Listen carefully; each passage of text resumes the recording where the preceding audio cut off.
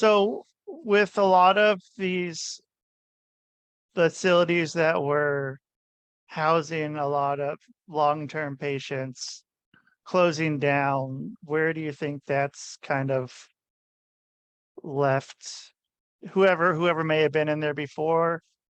Or do you think that those places were necessary uh, to have around, or do you think there are better ways to work with long-term Well, inpatient? they're basic hellholes for sure. So you wouldn't want anybody that you love treated in most of those places. The asylums are very much like a prison. The walls are the same. That you have equal access to getting out, which is zero. You're held behind, essentially behind, closed doors, locked doors, and they are tremendous intrusions on basic human rights.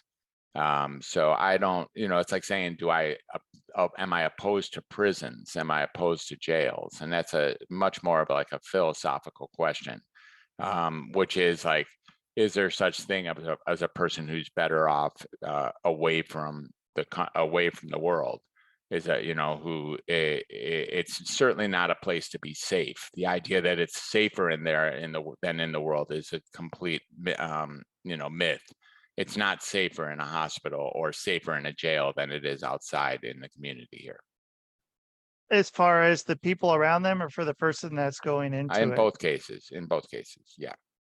And so do you have a better solution, or is that like if there was one, hopefully they'd be going towards it or Well, if I moving was to towards give it? a better solution, it maybe rubs up against some people, like it doesn't, it's not sure for anybody, is that what people want more than anything is to be heard for who they are. You might notice that when I worked in the prisons, or I work in the jails, or I work in the inpatient units, or I work in the nursing homes where there's locked doors. But where my success comes in is when I can have a conversation with someone and respect them and accept them and forgive them and love them for who they are.